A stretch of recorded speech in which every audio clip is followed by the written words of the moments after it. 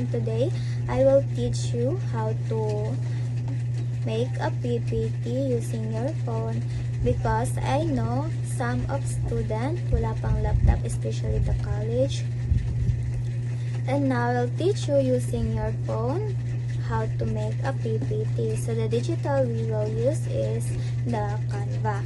So Canva is a user-friendly design application that allows teachers and students to create presentation, poster, and learning materials.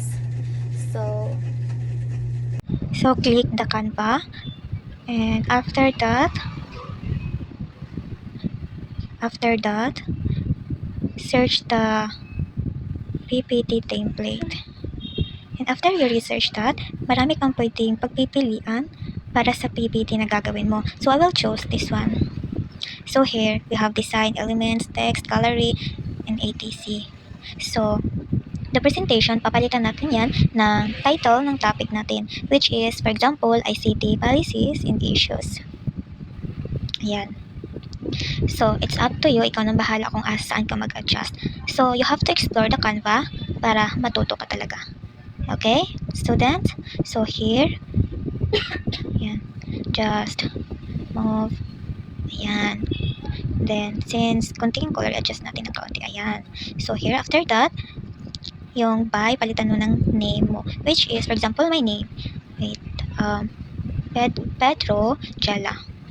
Ayan. So, after that, after you finish edit the first slide, proceed tayo sa second slide, which is the background. So, since pag mo na hindi ko na babaguhin yung background, pero pwede niyo yan mabago. It's up to you kung ano yung lalagay niyo dyan. So, the background of my topic is, it's all about, wait lang, I'll type it muna.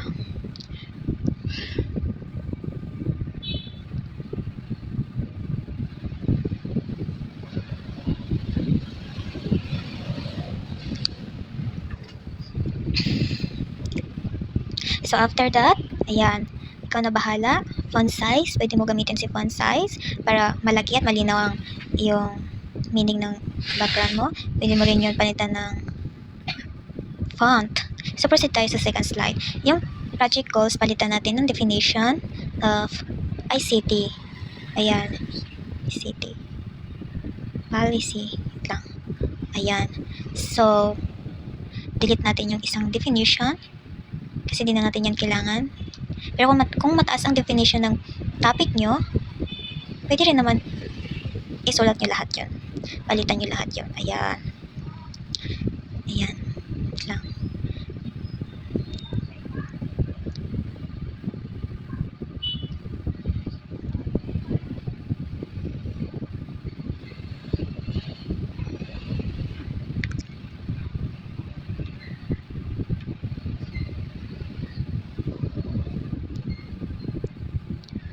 Ayan. So, hindi na lang natin pahabain, ha?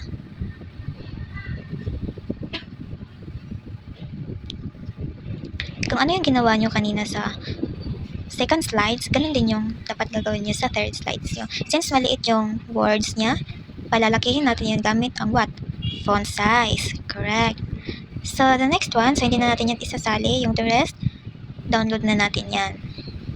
Ayan. After ma-download ang template natin, wait lang. Dapat when it comes sa pag-download, gagamitin nyo is PNG. Kung ilan lang yung page na ginawa nyo, for example, 3. In my case kasi 3 yung ginawa ko. So, bakit to? Ito, dapat 3. PNG. Then, PNG kasi para masali yung design ng template mo na, o ng template mo na ginamit mo sa page. Ayan. So, done. Ayan. Click the done, and you all have to do is wait. Okay?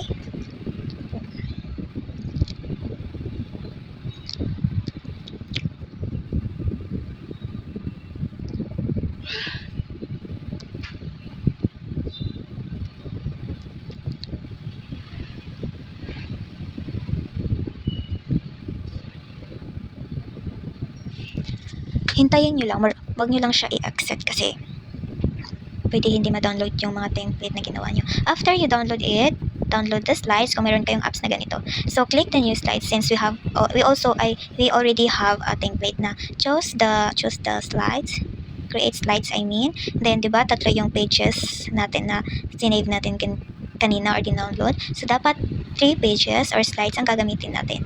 So ayan, after that, click the gallery and choose the image choose the photos and ayan. Ikaw na bahala mag-adjust.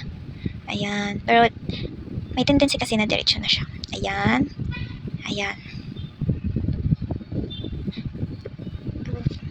Huwag yung napansinin yung pic ko, guys. Huwag yung napansinin yung pic ko. Now proceed, I click the save as since our goal is PPT, which is the PowerPoint. Click the OK. Ayan. So after that, you will rename your presentation. Depends to you. Your name, pwede imuhang name, pwede pud ang imuhang topic. Well, I will choose, in my case, I will choose the topic nako. Ayan, which is the what? Yes, very good. The ICT policies and issues. So after that, proceed again and click the PPT and magic. Wow. Ayan, okay na. So after that, click again the 3 dot and share and export, manage access para ma-open ni teacher. Ayan. Anyone with link. Okay, pwede rin naman siya. Kung ikaw yung mag-open sa laptop, pwede rin na private. Since we don't have laptop, sa kaibigan ka lang humiram, kaya click the anyone. So after that, charat,